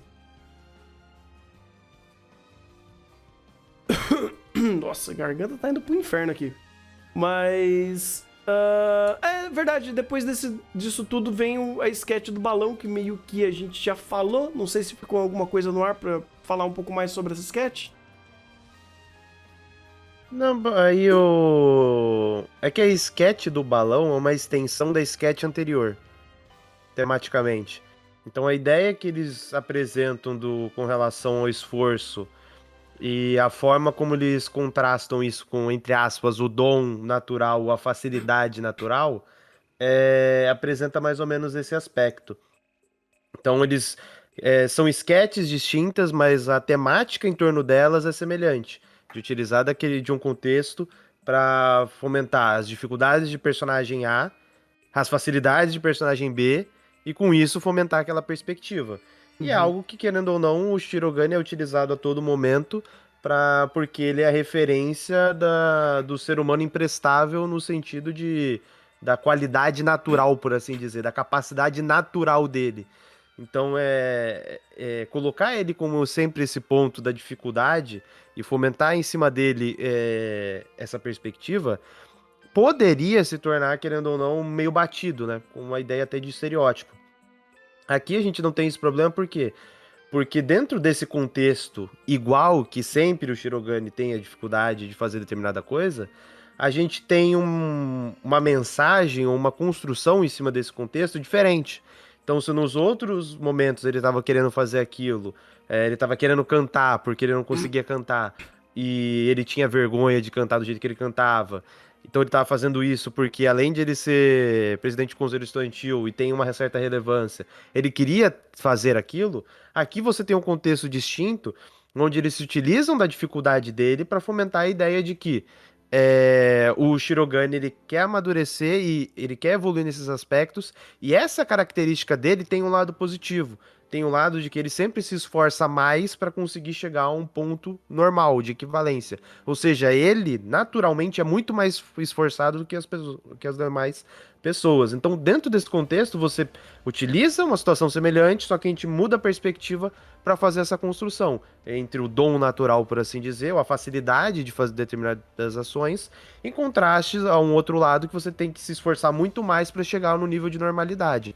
E aí fomenta a perspectiva, e aí ele utiliza disso para voltar para Kaguya e fazer a ideia de que, pô, a Kaguya admira muito ele em cima desse aspecto. Então, querendo ou não, é um contexto semelhante que a gente vê muitas vezes com o coitado Shirogane, só que dependendo da forma como é utilizado, você consegue atribuir novos valores. E aqui foi um momento que eles atribuíram novos valores. Uhum. Até não só pra ele em si, mas até a própria Kaguya atribuindo isso, né? Porque foi como ela falou, pô, foi a primeira vez que você me mostra esse lado seu e tem todo um lance meio poético que ela traz sobre o esforço dele e é uma forma deles se correlacionarem até sentimentalmente quanto a essa dificuldade dele. A construção de cena, tipo, já te dá todo esse tom, sabe? Dessa aproximação, desse momento de sentimentos, né, sendo conectados. Eu achei muito bonitinho, né? Muito bacaninha. E até... Artístico, né? Hã? Artístico, né? Sim, sim. E até meio que depois disso tudo você trazendo a piada ou meio que a quebra cômica da Chica falando: então, sua mula, você pegou os balões que eram velhos e por isso que tava estourando tudo, pô. Pega esses novos aqui e tenta de novo. Aí você quebra a quebra. Puta, é fantástico. É fantástico. Kaguya inovando nas sketches. Quando você acha que ele vai fazer alguma coisa, ele te engana pra fazer aquilo que você pensou que ele ia fazer inicialmente. Exato. Ele jogou o bait do bait, cara. Foi incrível. Foi incrível. E só complementando essa questão do esforço versus dom, é interessante que não é de agora que Kaguya traz essa temática. Se a gente for remontar lá na primeira temporada, no Love's War, quando tinha mais forte, muito das temáticas de guerrinha para se confessar entre os dois era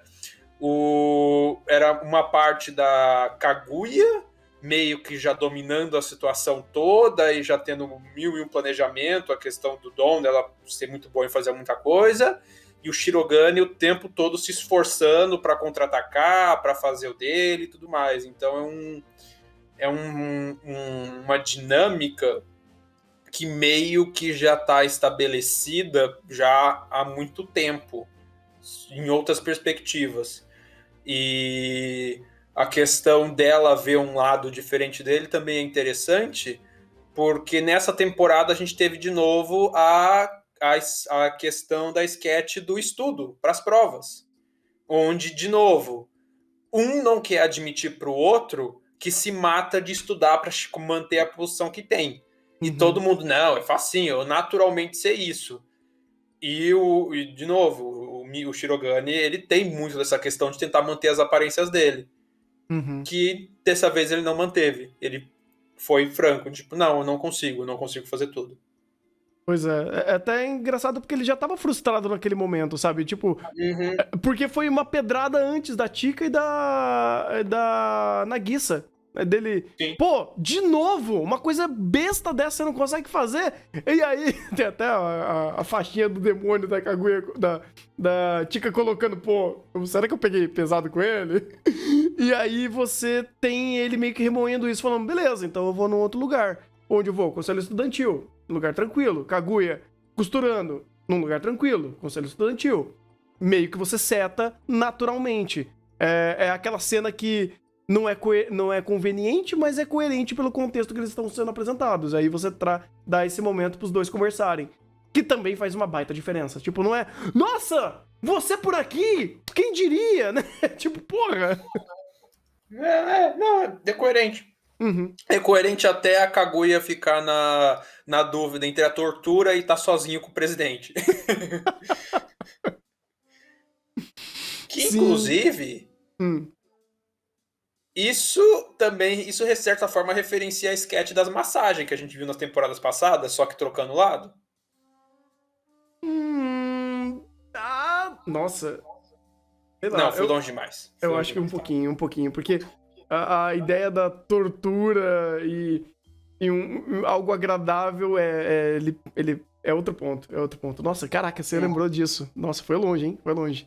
Não, hoje eu tô indo longe. Não, bom. Só não coloca a Medaka de novo aqui, mas tá tudo bem.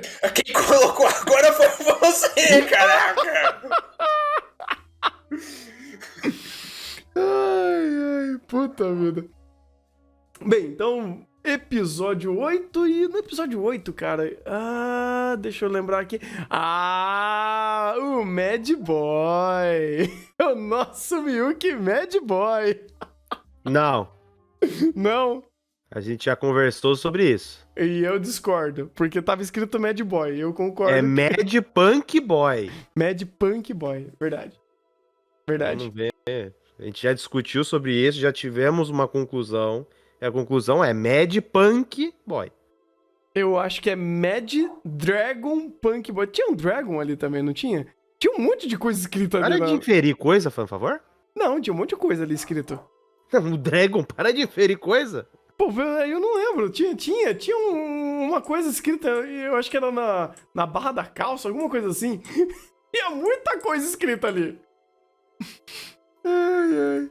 Não, e eu acho legal que, pô, bacana. Você traz um senso de estética, um estilo próprio. Dragon Style, ó, o chat mandou aqui, é o Dragon Style. Onde você não tem o Shirogane, tipo, podendo usar muitas roupas O Dragon normais. Style é na aba da calça. Isso. Lá embaixo. É lá na barra da calça que ele manda. E você tem, pô, legal. Vamos fazer ele sendo o adolescente dos anos 2000, talvez. Onde isso faz um pouco mais de sentido. Conecta. Cara, até blusa de manga comprida com a manga costurada. Isso é muito dos anos 2000. Não, a manga costurada é o fim dos tempos. Não, isso é muito minha época. De qualquer maneira, é fim dos tempos. Não pode. Manga costurada não dá. Pô, eu usaria. Eu acho que eu já tive a camiseta assim. Não tô te julgando. Tô fazendo uma colocação. Tá? Costurar a manga é o fim dos tempos. E agora, o nosso momento, o esquadrão da moda tá preso. Shirogane tá preso. Sai dali direto pra cadeia. A gente vai chamar o esquadrão da moda. Porque isso daí não existe. Não dá. Quem já prendeu ele, né? Quem já prendeu ele. Falou, não. Vou jogar fora todo o seu guarda-roupa.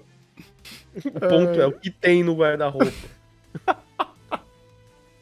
Roupas descoladas de um adolescente dos anos 2000. Pô, e ele colocando a pochete. Era pra tomar uma bicuda de um lado e uma bicuda do outro, pô. Tá maluco, cara. O cara é o inimigo da moda, pô. O Shirogane é o inimigo da moda. Eu me senti muito ele naquele momento. Pô, se alguém me desse uma pochete, eu ia fazer o mesmo movimento natural. Beleza, vamos colocar a pochete na cintura. Outro que deveria ser preso. Eu não sou descolado que nem o pai do Shirogane. Eu não ia colocar assim, tipo... Pô, não é questão transversal. de ser descolado. O pai de Shirogane tá assim, na normalidade. Ele não tá acima, não. Ele tá normal.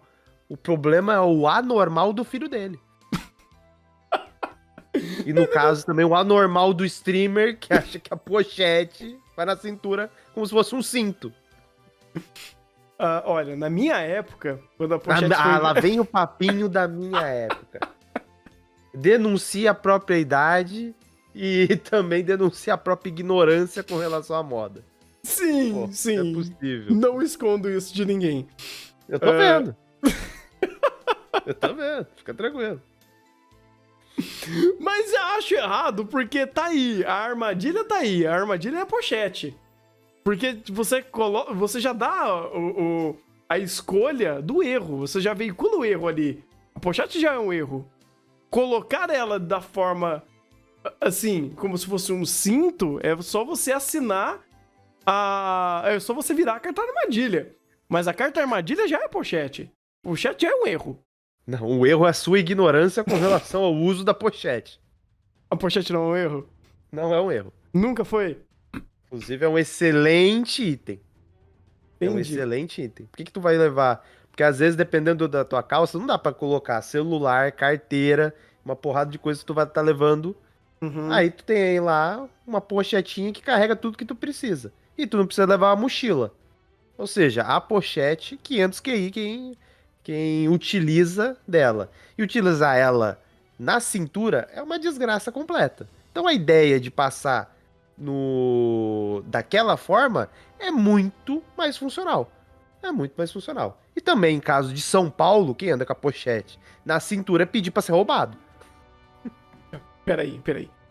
Sair em São Paulo com qualquer coisa que não seja a sua roupa já é motivo de você... Não é pedir pra ser roubado.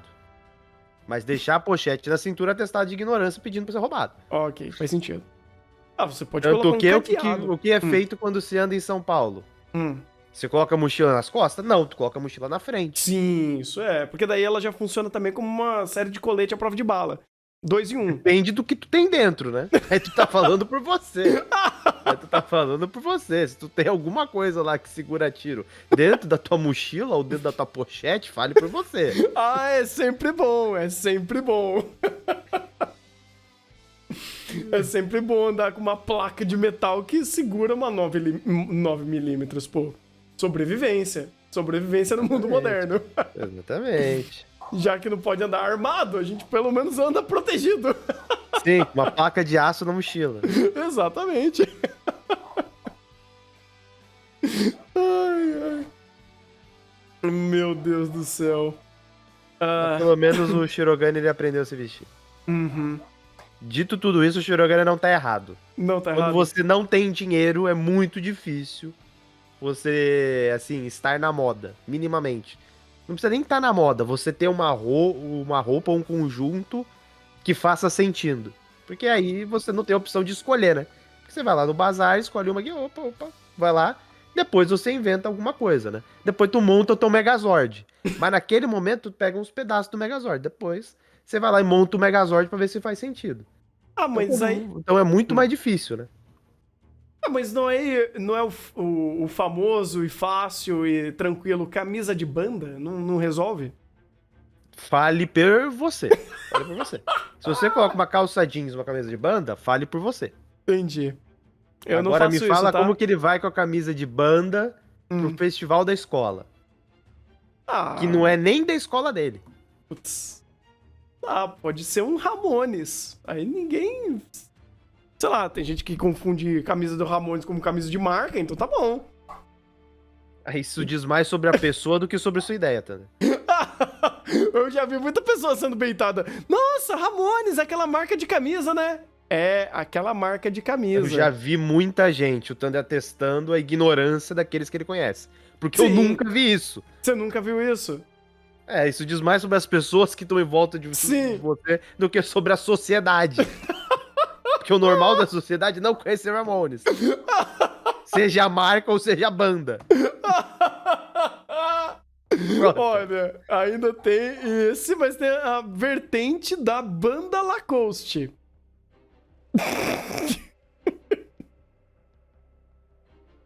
Tá difícil, Vitor.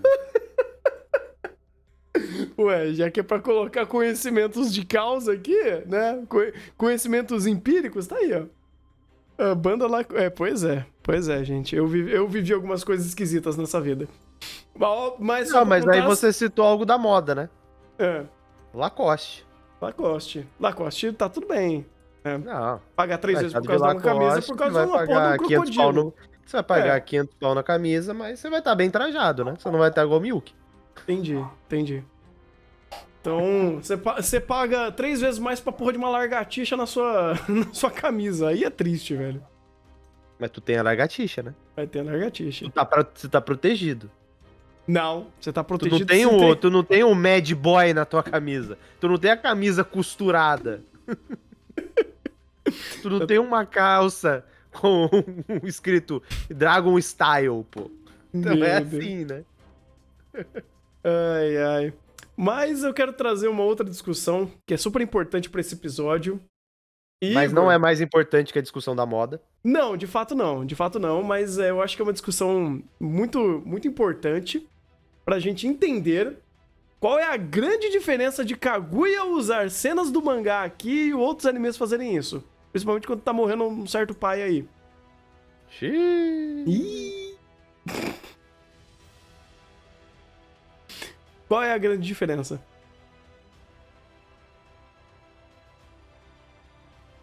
É Kaguya, né? É o famoso é Kaguya. Porque... Pô, você falou da cena do pai, eu tô lembrando do último episódio, tá? Eu tô lembrando do último episódio. Ai, o Que é pai não tava tão literalmente- ruim. Que é no- literalmente as páginas na tela. Meu Deus. Ai, obrigado por me lembrar. Obrigado. Agradeço, tá? É, você falou, já que você queria entrar nessa temática, eu entro nessa temática, não tem problema, fica Tá tranquilo. bom, 2 pés na porta, beleza. Exatamente, exatamente. Mas aqui é uma coisa chamada. Não uma coisa, não. São várias coisas no âmbito da direção, né? Uhum. Desde a ideia da direção, desde a estética, encaixe, montagem, o desenho. Porque o. Mas é aquela coisa. O ponto de comparação é tão ruim que aí você facilitou pra Kaguya. Mas aqui, pelo menos, você tem contexto na montagem. E eu acho isso importante no sentido de que, como você tem esse trabalho de direção, você dá 2 porradas com um golpe só. Porque aqui você tem o impacto do contexto no anime e você tem o impacto de associação de quem viu o mangá. Ou seja, você tem um impacto duplo numa construção de cena e que ainda esteticamente pro anime é funcional. Ou seja, existe uma ideia, existe um contexto diferente do outro exemplo que você deu, que existia preguiça. São 2 pontos assim distintos entre si. Tem uma coisa muito legal que eu não vi o mangá muito, eu vi só alguns momentos pontuais, porque quando saiu o pessoal começou a falar desses momentos pontuais, eu falei, mano, eu preciso pelo menos ler esse capítulo. E o que eles fizeram de amarração aqui é justamente sobre isso.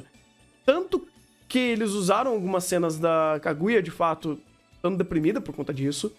E uma coisa muito legal que eu gostei bastante, que na transição de cena, você já mostra a lua. A lua, sem não necessariamente spoiler, porque esse elemento já está aí há muito tempo, desde a brincadeira com a correlação do conto da Kaguya, Hime, né, quanto a uma série de outros momentos que foi utilizado a lua dentro de Kaguya. Então é legal de você mostrar esse sentimento de solidão associado à lua e como isso correlaciona a uma temática bem, assim, bem temperada dentro de Kaguya e ao conto de Kaguya-sama, de Kaguya-hime. Então, quando eles fizeram isso, eu falei, tá, essa cena em específica eu gostei demais porque eles associaram 2 ideias muito distintas. Não precisa fazer isso, nenhuma obra necessariamente precisa ficar usando o material original e ficar dando spoiler ou ficar associando de quem veio do mangá pra cá. Mas quando eles fizeram isso, eu falei, tá, eu senti, eu entendi o que vocês quiseram fazer. Agora, nas outras cenas, eu não tenho tanto contexto assim, então foi muito mais pela ideia da estética ou o próprio uso dela em si. Porque, mas usou cena do mangá. Tá, se você tira essa cena do mangá que são pontuais e olham todas as outras cenas que tem um trabalho de direção e storyboard próprios para o anime, o fato de existir as cenas do mangá, eles não são tão, assim, discrepantes. Porque, beleza, apareceu uma cena estática do mangá. Cena seguinte, toda a produção trabalhando, fazendo a Kaguya rodar e fazer a transição de cena e ir pras linhas de fato de continuar o storytelling. Então você fala, pô... Sabe, é discrepante o uso aqui. Porque é uma escolha que, se eu não me engano, até o diretor do episódio que fez esse episódio, ele geralmente gosta de usar o mangá pra fazer algumas cenas. E mesmo ele utilizando muitas vezes nesse episódio, ainda você tem toda a construção magnífica de produção de Kaguya, que não mostra que o episódio tá mais fraco por conta disso. Então, a escolha estética de colocar o mangá aqui em alguns momentos são pontuais, são legais e, vamos dizer assim, é uma coisa diferente pra Kaguya. Eu nunca vi eles fazendo isso antes. Dito isso, Hum. tudo que foi colocado até o episódio 8, e o que foi fanficado hoje leva-nos à conclusão de que Kaguya-sama vai acabar em Calypso. A Lua vai trair? Sim, Será? eu não tenho dúvida. Depois do pai do Shirogane dar o relógio da missão Apollo pra ele, eu não tenho mais dúvida. Uhum. A Lua vai trair o Shirogane. Ou vai escalonar pra Lua, cara. Eu acho que vai escalonar pra Eu Lua, acho que é mais provável. né? E de repente Shirogane entra na NASA. Provavelmente depressão teremos próximas temporadas. Provavelmente teremos depressão, mas. Não, Shirogane. Que mané é Shirogane, pô? Você tá achando que o Shirogane é protagonista de Tsukito Laika pra ir pra Lua? Eu tá pensando que ele é vampiro. Não, vampiro ele não é. E nem mas- vai pra Lua. Mas o Levi Não vai pra virou. lugar nenhum. Tomou um chupadão ali. Sai fora. Mas o que costurou aqui, de fato, foi esse tempo, né? Esse cronômetro que tá na cabeça de todo mundo pra fazer o momento romance. É porque tá todo mundo setado a isso. Inclusive, a amiga da Ino namora o Maromba. Incrível. Incrível. Essa foi uma virada, tipo, plot twist da história. Pô, mas De que fato, plot pode- twist, né? A relevância do plot twist é com relação ao Ishigami. Mas nem é um plot twist.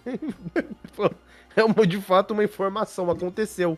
Personagens de segundo plano podem ter relacionamentos, viu, gente? Não precisa trazer todo o conflito pra primeiro plano, é literalmente isso que aconteceu. E é incrível, né? Tipo, nossa, personagem está namorando. Meu Deus, que contexto alienígena. Que coisa absurda, né? Porque a gente olha pros dois protagonistas, né? Pensa, pô, todo mundo é assim, né? Todo mundo é tapado, todo mundo tem esse bloqueio. Mas não, pode acontecer naturalmente também. Pois é, a amiga da Ino, que é uma nerd, instalou o Tinder e pegou o capitão. Fechou. Fechou. Exatamente. Mas esse é aquele famoso episódio, o saudoso episódio de preparação. Uhum. Vamos Esse setar foi. o contexto de todo mundo, vamos setar o que todo mundo quer, o que todo mundo vai fazer, e aí depois a gente vai e avança em cada um dos planos. E aí, como a gente tem contexto do Ishigod, a gente tem contexto do Shirogane, a gente tem contexto da Kaguya, a gente tem contexto da Ino, ou seja, para depois você fazer nos próximos episódios, fazer vários planos com diferentes conflitos, diferentes situações, pra gerar aquela catarse, tá aí, tá feito. Uhum. Agora, literalmente, as cartas estão na mesa, é só acontecer. O legal dessa setada toda é que tivemos até uma setagem matemática falando, pô, se você não tá namorando nessa época do ano, tu é triste, irmão. Tem evento esportivo, evento de festival cultural, tem Natal, tem Ano Novo, tem Valentine's Day depois, tem tudo isso, então matematicamente correto você tá com alguém nessa época do ano. Eu achei fantástico. Olha só. Matemática. E não só isso. Matematicamente, tem mais pessoas querendo ter um relacionamento. Olha só. Olha só. Então, Então a tá chance ali. de você receber um não reduz.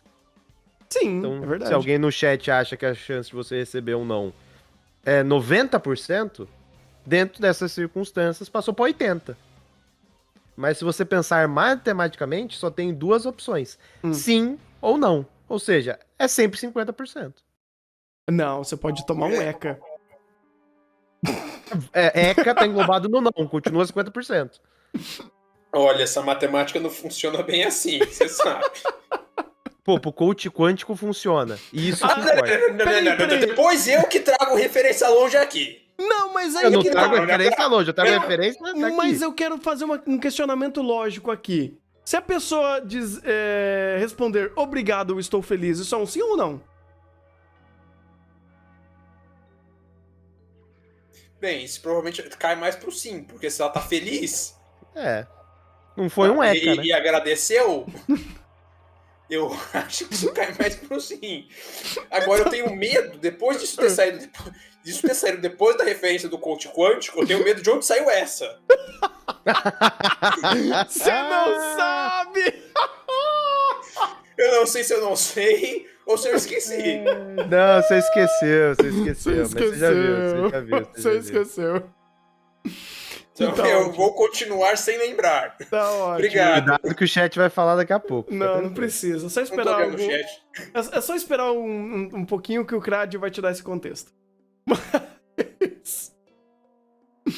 Mas é aquela coisa, se você tem esperança no 1% do teu gacha, por que tu não tem esperança no 1% do sim dela?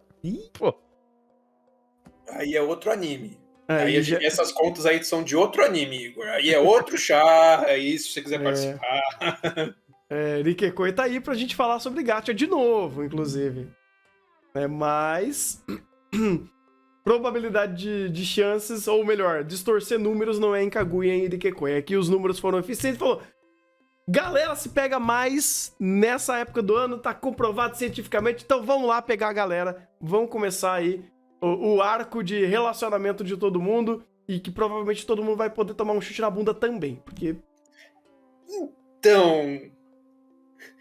Então, porque. Não sei se vocês estão com essa mesma impressão. Hum. Com o Miyuki e a Kaguya, beleza. A gente sabe que os dois se gostam. Uhum. Mas eu tô com a ligeira impressão de que o nosso querido Ishigod vai tomar um não. Não sei se vocês estão com essa impressão. Impressão? Eu não posso dizer nada, não. Eu É, tô quieto se aqui. for falar Tá tudo de- tão desenhadinho.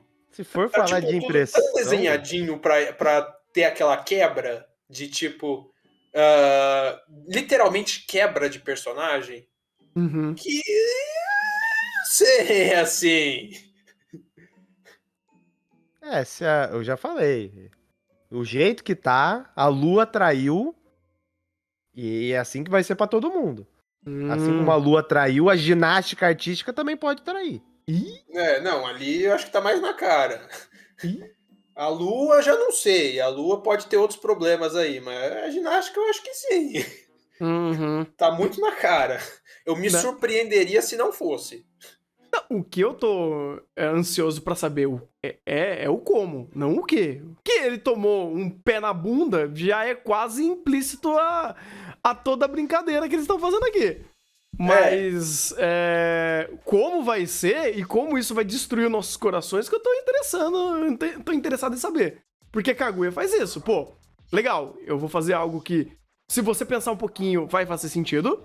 E antes mesmo você até já sabia que isso poderia ter acontecido, ou que ia acontecer de uma forma parecida, mas o como que eles vão lá e destroem, né? Então... Provavelmente o quando também já deve estar setado, né? Porque Sim. foi o narrador falando que ia dar problema na fogueira? Eu O acho que é caos isso ia rolar aí. na fogueira? Eu acho que foi. Alguém deu essa deixa aí. Então acho que até o quando tá setado. Eu estou observando. Uhum. Tanto que esse final de episódio foi justamente isso, né? Foi o momento de apresentação de ápice, né? De o arco começou! E então... Né? Nossa, esse então me quebrou tanto, cara, quando eu vi. Puta vida, cara. A expectativa é bizarra pra você ter mais uma semana pra esperar o episódio. Pô, Kaguya, para de me bater. Triste isso. Eu esperei cenas pós-créditos. Nossa. Eu esperei. Pô, vai ter cena pós-crédito, né? Não. Né? Não. Só Né? o diretor batendo na nossa cara falando: aê, trouxa, espera mais uma semana, paspalho. Eu achei que o então ia ter cena pós-crédito. Eu olhei quanto tempo de episódio tinha, era exatamente 24 minutos. Falei, não tem. Uhum. Então, não tinha mesmo. Pois é, faz sentido. Eu não olhei o tempo de episódio. Eu fiquei só na esperança mesmo. Eu também. Eu me deixei sendo enganado. Agora, bem, o diretor vai ter que fazer a boa agora. Não vi como tá o 9. Também não, mas. Senão cometerei injustiças. Não, eu tô fechadão Mas com a aí, Kaguya. essa parte da direção depende da perspectiva. Hum. Porque tem gente que vai reclamar que... Por exemplo, na cena principal não tocou a música que eu queria que tocasse. Então, tem que ver também o como que vai ser feito, a perspectiva, a ideia em torno da cena, que vai ser montado. Então, aí, dentro desse contexto, eu estou muito dentro de Kaguya-sama, porque aqui a gente tem diretor. E não tem a Peerworks como estúdio também, então tá tudo bem. E também não tem o Estúdio Witch. Caraca! Sobrou até pro Witch? A piada é sobre Shingeki, porque eu não vou falar da Witch. Ah, tá. Não, eu já tava pensando em Paripi. Eu falei, pois é. Porque não ter música no momento propício a isso é Paripi pra mim. Mas, enfim, né? E ter o fandom reclamando da música que foi colocada é Shingeki. Ah, tá. Faz sentido. Meu Deus. Então, Faz sentido.